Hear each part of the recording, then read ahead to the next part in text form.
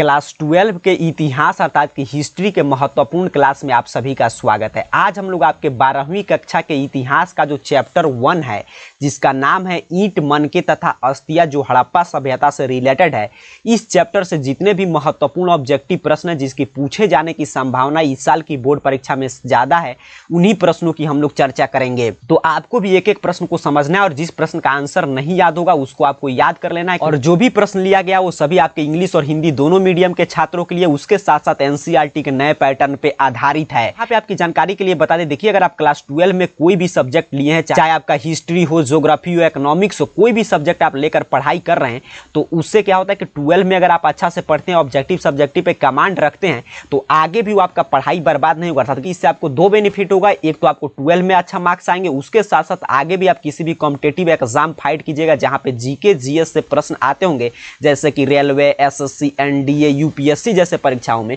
तो वहां पे भी क्लास 12 के हिस्ट्री, ज्योग्राफी और इकोनॉमिक्स से काफी प्रश्न आपको मिल जाएंगे। तो इसीलिए पूरा मन से आपको पढ़ाई करने की आवश्यकता है। और हड़प्पा सभ्यता जो यहाँ पे आप देख पा रहे हैं, हड़प्पा सभ्यता तो काफी महत्वपूर्ण टॉपिक रहता है हर एग्जाम, हर परीक्षा के दृष्टिकोण से। उसके साथ साथ क्लास 12 में भी आपके हड़प्पा सभ्यता से काफी प्रश्न आते हैं। तो चलिए एक एक प्रश्न को लेकर बिल्कुल विस्तार से हम लोग समझने का प्रयास करेंगे। तो पहला महत्वपूर्ण प्रश्न आपके हड़प्पा सभ्यता से कह रहा है, 1922 में मोहनजोदड़ो की खोज किसने की? आपसे पूछ रहा है कि 1922 में जो मोहनजोदड़ो का खोज हुआ था उसको किसने किया था। यहाँ पे इंग्लिश मीडियम वाले छात्र अपने क्वेश्चन को रीड कर सकते हैं। तो 1922 में आपके मोहनजोदड़ो का खोज जो राखलदास बनर्जी ने किया था, तो इसका राइट आंसर हो जाएगा ऑप्शन डी, राखलदास बनर्जी। और यहाँ पे आपकी जानकारी के लिए बता दें, जो ये माधो स्वरूप वत्स हैं, ये रंगपुर के खोज किए थे। हड़प्पा के किस स्थल का खोज किए थे? तो आपके रंगपुर का। और राखलदास बनर्जी मोहनजोदड़ो का। और दयाराम साहनी तो आप जानते होंगे किसका खोज किए थे? तो हड़प्पा का खोज किए थे दयाराम साहनी 1921 में। ये विलियम जोन्स जो थे, एक किसी भी हड़प्पा कालीन सभ्यता के खोज नहीं किए थे, इन्होंने गीता को सबसे पहले इंग्लिश में अनुवाद किया था। तो ऐसे आपको एक एक ऑप्शन समझ के रखना है कि अगर आगे मोहनजोदड़ो के जगह पे रंगपुर पूछ दे, हड़प्पा पूछ दे, तो ऐसे ही आपको टिक करना है। फिलहाल इस प्रश्न का राइट आंसर क्या आपको याद रखना है? Option D. चलिए आगे बढ़ते हैं। दूसरा नंबर प्रश्न आपके हड़प्पा सभ्यता से कह रहा है कि भारतीय पुरातत्व सर्वेक्षण विभाग के पहले डायरेक्टर जनरल कौन थे? आपसे पूछा गया है। तो हमारे जो भारतीय पुरातत्व सर्वेक्षण विभाग था उसके सबसे पहले डायरेक्टर जनरल बनाया गया था अलेक्जेंडर कनिंघम को, अर्थात कि ए कनिंघम को। तो इसका राइट आंसर हो जाएगा ऑप्शन ए कनिंघम। बड़ा ही महत्वपूर्ण प्रश्न ये भी था आपके बोर्ड परीक्षा के लिए। चलिए आगे बढ़ते हैं। तीसरा नंबर प्रश्न कर रहा है, मोहनजोदड़ो किस नदी के किनारे स्थित है? आपसे पूछा है कि जिसे हम लोग पढ़े कि मोहनजोदड़ो की खोज 1922 में राखलदास बनर्जी ने किया था, तो ये मोहनजोदड़ो किस नदी के किनारे मिला था? तो मोहनजोदड़ो जो है वर्तमान में सिंध प्रांत में आता है। और सिंध प्रांत में आने का मतलब क्या हुआ कि सिंधु नदी के किनारे स्थित है। तो इसका राइट आंसर हो जाएगा ऑप्शन डी, इंडस, अर्थात कि सिंधु। आपके रावी नदी के किनारे हड़प्पा स्थित है। चलिए आगे बढ़ते हैं। 4 नंबर प्रश्न की बात करें तो कह रहा है कि लोथल कहाँ है?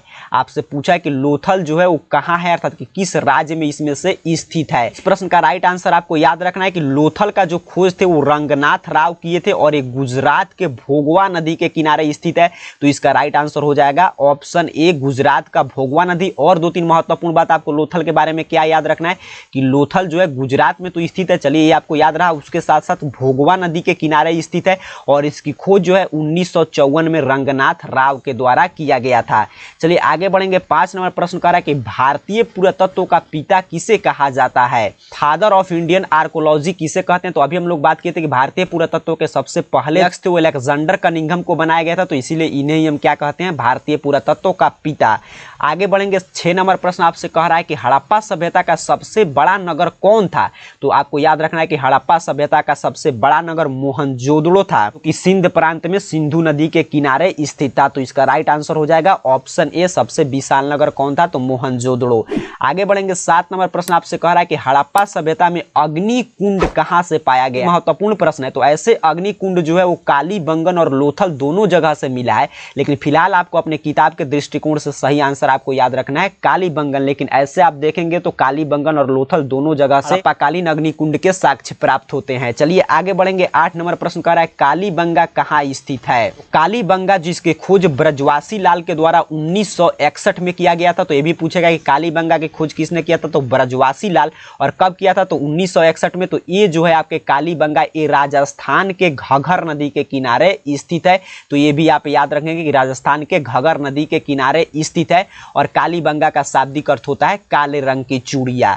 चलिए आगे बढ़ेंगे। 9 नंबर प्रश्न की बात करें तो कह रहा है कि हड़प्पा सभ्यता किस युग की सभ्यता है। बिल्कुल आसान और शानदार प्रश्न है। राइट आंसर हो जाएगा ऑप्शन सी, ब्रोंज एज अर्थात कि कांस्य युग की सभ्यता है। आपकी कांस्य युगीन सभ्यता है हड़प्पा कालीन सभ्यता। 10 नंबर प्रश्न की बात करें तो आपसे कह रहा है हड़प्पा किस नदी के किनारे स्थित है। तो अभी मैंने बताया कि हड़प्पा जो है वो तो पाकिस्तान में चला गया और ये रावी नदी के किनारे स्थित है। और इसकी खोज 1921 में दयाराम साहनी ने किया था। तो राइट आंसर याद रखेंगे, हड़प्पा जो है रावी नदी के किनारे स्थित है और इसमें वर्तमान स्थिति पाकिस्तान है। आगे बढ़ेंगे। 11 नंबर प्रश्न आपसे कह रहा है कि मोहनजोदड़ो का शाब्दिक मतलब क्या होता है। मीनिंग ऑफ द वर्ड होता है मृतकों का टीला। राइट आंसर ऑप्शन ए पे दिया गया है। चलिए आगे बढ़ते हैं। 12 नंबर प्रश्न कर रहा है कि हड़प्पा का उत्खनन किसने किया। तो इसका तो अब जवाब आपको याद हो गया। मैंने अभी बताया कि 1921 में हड़प्पा का खोज जो है दयाराम साहनी के द्वारा किया गया था। तो राइट आंसर हो जाएगा ऑप्शन सी। आगे बढ़ेंगे। 13 नंबर प्रश्न आपसे पूछा गया है कि सिंधु घाटी सभ्यता में विशाल स्नानागार के अवशेष कहां से प्राप्त हुए हैं। क्योंकि अभी हम लोग पढ़े हैं कि हड़प्पा सभ्यता का सबसे विशाल नगर अर्थात कि बड़ा नगर था मोहनजोदड़ो। तो इसीलिए सबसे विशाल स्नानागार भी कहां मिलेगा, तो मोहनजोदड़ो में। मोहनजोदड़ो के बारे में 2-3 फैक्ट्स आपको याद रखना है। आपसे पूछेगा कि हड़प्पा कालीन सभ्यता की सबसे बड़ी इमारत कहां मिला है, तब भी आपका जवाब क्या होगा, मोहनजोदड़ो में। विशाल अन्नागार अर्थात कि अन्न रखने की कोठार कहां मिला है, तभी मोहनजोदड़ो में। सबसे बड़ा नगर कौन था, तो मोहनजोदड़ो। और विशाल स्नानागार आपसे पूछेगा द ग्रेट बाथटब, तो इसका भी राइट आंसर होगा मोहनजोदड़ो। आगे बढ़ेंगे। 14 नंबर प्रश्न आपसे कह रहा है कि सिंधु घाटी निवासियों को निम्नलिखित में से किस धातु का ज्ञान नहीं था। पूछा है किसका ज्ञान, देखें यहाँ पे ध्यान से, नहीं था। तो लोहा का ज्ञान उनको नहीं था। तो सी राइट आंसर हो जाएगा। 15 नंबर प्रश्न आपसे कह रहा है कि कलकत्ता में एशियाटिक सोसाइटी की स्थापना किसने किया था। तो विलियम जोन्स ने कलकत्ता में एशियाटिक सोसाइटी की स्थापना किए थे। ये 15 महत्वपूर्ण प्रश्न आपके हड़प्पा कालीन सभ्यता से था। अभी आपके पास पर्याप्त समय, तो अभी आपको क्या करना चाहिए, पहले इसी तरह चैप्टर वाइज प्रश्नों को समझ कर और याद करने की आवश्यकता है। उसके बाद आपको फिर पूरे सिलेबस से आप अगर प्रश्न याद कर लेते हैं तो आपका हिस्ट्री में बिल्कुल शानदार रिजल्ट आएगा। क्योंकि हिस्ट्री में काफी छात्र आपको ऐसे मिल जाएंगे, अगर आप देखेंगे तो जिनका 98, 99 तक भी अंक मिलता है। तो आपको भी अगर मन लगाकर पढ़ाई करते हैं तो आपको भी इतना अंक जरूर मिलेगा। तो इस वीडियो को लाइक जरूर कीजिएगा। साथ ही साथ नीचे कमेंट बॉक्स में बताइएगा कि अगर आप चाहते हैं कि आपके हिस्ट्री के सभी चैप्टर वाइज ऐसे ही ऑब्जेक्टिव प्रश्नों की हम लोग चर्चा करें, तो उसके बारे में नीचे कमेंट बॉक्स में अगर आप बताते हैं तो नेक्स्ट वीडियो में इसके अगले पार्ट के हम लोग ऑब्जेक्टिव प्रश्नों की चर्चा करेंगे। तो मिलेंगे नेक्स्ट वीडियो में, तब तक के लिए आप सभी को बहुत बहुत धन्यवाद।